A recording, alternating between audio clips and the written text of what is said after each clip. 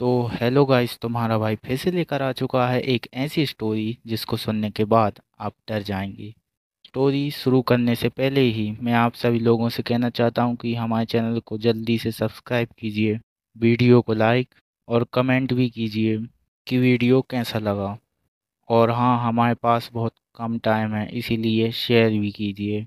अगर आप वीडियो को शेयर नहीं करते हैं तो कम से कम लाइक तो कीजिए, क्योंकि इससे हमें प्रेरणा मिलती रहती है। तो चलिए इस स्टोरी को शुरू करते हैं।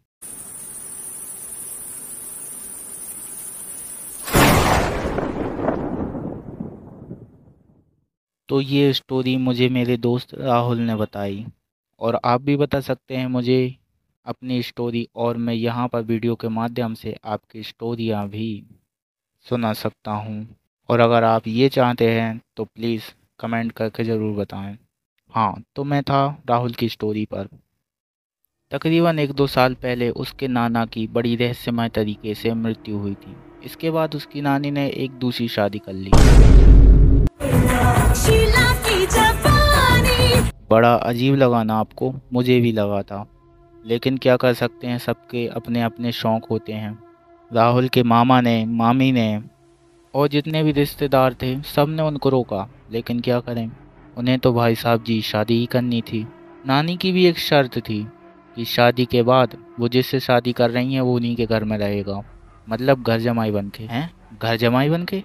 सॉरी, उनके घर में ही रहेगा, क्योंकि नानी के तो कोई माता पिता ही नहीं थे, क्योंकि उनकी मृत्यु जो हो चुकी थी। नानी ने शादी की और राहुल के नाना घर जमाई बन के आ गए। सॉरी, घर पर आ गए। यार, ये राहुल भी कैसी कैसी कहानियाँ सुनाता रहता है। हाँ, तो मैंने ये पार्ट आप लोगों को इसलिए बताया क्योंकि इसका कहानी में अहम रोल है। तो कहानी है तब की, जब राहुल अपनी नानी के घर गया हुआ था। उसे नए नाना के साथ मिलकर भी खुशी हुई और नानी को देखकर हंसी भी आई। भाई यार, इस चीज़ को सुनने के बाद तो मेरी भी हंसी नहीं रुक रही थी। नानी तो रोक निकली। हाँ, तो उनकी कहानी ये है कि उनका 3 मंजिला मकान था और तीसरी मंजिल पर जाना अलाउ नहीं था, क्योंकि उस तीसरी मंजिल पर एक कमरा था। राहुल को ये बात स्टार्टिंग से ही पता थी, क्योंकि अब उसकी नानी का ही तो घर था, लेकिन उस कमरे की उसे स्टोरी नहीं पता थी। उसके मामा का एक लड़का था जिसका नाम शिवांश था। वो हर बार शिवांश से कहता कि इसकी स्टोरी क्या है, लेकिन शिवांश को भी कुछ भी नहीं पता था। वो भी कह देता मुझे नहीं पता। दोस्तों, जब इंसान किशोरावस्था में होता है तो उसके अंदर एक कीड़ा होता है, जिसे हम अपनी भाषा में चुल कहते हैं। ये राहुल के अंदर भी था। एक दिन की बात है, राहुल ने शिवांश को बहुत ज़्यादा फोर्स किया कि भाई चलना, चलते हैं, उस कमरे में क्या है मुझे भी देखना है। लेकिन शिवांश नहीं माना। राहुल ने बहुत मनाया शिवांश को। एक टाइम पर तो शिवांश ने यह भी कह दिया चलो ठीक है, मैं चलता हूँ तुम्हारे साथ, और कहा कि मैं दोपहर के समय तुम्हारे साथ चलूँगा। राहुल ने कहा ठीक है, और जाकर राहुल के मामा को बता दिया। फिर जो उस दिन राहुल की पिटाई हुई ना, वो देखने ही लायक थी। राहुल के मामा ने तुरंत ही राहुल को उसके घर पर भेज दिया। ठीक 2 साल बाद उसने 12th का एग्ज़ाम भी क्लियर किया और उसकी गर्मी की छुट्टियां ही पड़ी थीं। अब वो गया अपने मामा के घर। सभी घर वालों ने एक घेरा बनाया और बीच में उसे बैठाला और कहा कि भाई तू जितने दिन रहने के लिए आया है अच्छे मज़े से रह, लेकिन तीसरी मंजिल पर बिल्कुल मत जाना। राहुल ने कहा अच्छा बाबा ठीक है, मैं नहीं जाऊंगा। लेकिन क्या करें, इनके अंदर का कीड़ा तो अभी भी तड़प रहा था। जिस दिन उसके मामा ने उसे पीटा था, तभी से उसने यह ठान लिया था कि अब तो मैं अंदर जाकर ही रहूँगा, और ये मौका आज आ गया था। ठीक दोपहर के टाइम उसने किसी से नहीं बताया।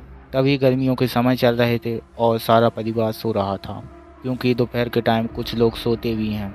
उनमें से एक परिवार राहुल के नाना का भी था। सभी लोग सो रहे थे। शिवांश गया था बाहर घूमने के लिए। उसने पहले तो राहुल को भी कहा, लेकिन राहुल ने मना कर दिया। राहुल धीरे से गया तीसरी मंजिल पर।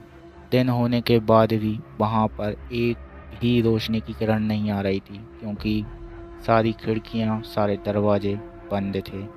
राहुल ने अपनी मोबाइल की टॉर्च जलाई और सामने देखा तो बहुत सारे मकड़ी के जाले उसकी आंखों के सामने लगे हुए थे। उसने कहा, अच्छा रहा मैंने मोबाइल की टॉर्च जला ली, वरना अभी ये जाले मेरे मुंह पर लग जाते।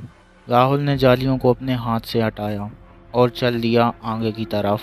वो एक बहुत बड़ा हॉल सा था। उसने कहा, यहाँ भूत रहता है, और चिल्लाते हुए कहा, भूत जी मैं आ गया हूँ, तुम्हारा मकान मालिक, इतने सालों से मेरे यहाँ पर रह रहे हो, किराया भी नहीं दिया। और चिल्ला चिल्ला कर हंसने लगा।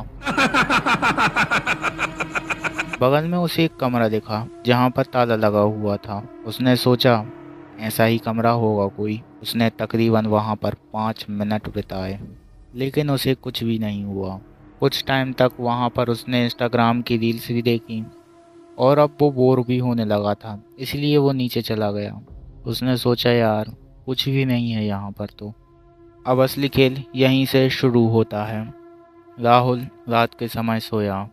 उसके सपने में वही हॉल दिखाई दे रहा था, और वही कमरा जहाँ से एक आवाज़ आ रही थी जो उसे पुकार रही थी। राहुल, राहुल, यहाँ पर आओ मेरे पास। वो एकदम से उठा। उसकी दिल की धड़कनें बहुत तेज हो चुकी थीं। अचानक से उसका मन तीसरी मंजिल पर जाने को करने लगा। उसने कहा, क्या मुझे फिर से जाना चाहिए? राहुल का मन आकर्षित होने लगा तीसरी मंजिल पर जाने के लिए। वो उठकर बैठ गया। उसके सामने दरवाज़ा था, और दरवाजे के बगल में एक खिड़की थी। खिड़की तभी बंद थी, और खिड़की के उस साइड से रोशनी आ रही थी। उसकी नज़र एकदम से खिड़की पर पड़ी। उसने देखा कि वहाँ से कोई इंसान जैसी आकृति निकली है। राहुल ने कहा, ये कौन हो सकता है? तभी बगल में से आवाज़ आई, मुन्नी। राहुल ने बगल में देखा तो साला शिवांश वहाँ पर नींद में मुन्नी बदनाम हुई का गाना गा रहा था। यहाँ पर राहुल की जान निकली जा रही थी, और ये वहाँ पर मुन्नी बदनाम हुई का गाना गा रहा था। राहुल उठा, दरवाज़ा खोला और बाहर देखा कि कोई भी नहीं था। उसने अपने रूम से मोबाइल लिया और चल दिया तीसरी मंजिल की तरफ। वो सीढ़ियाँ चढ़ रहा है। उसे कदमों की आवाज़ सुनाई दी।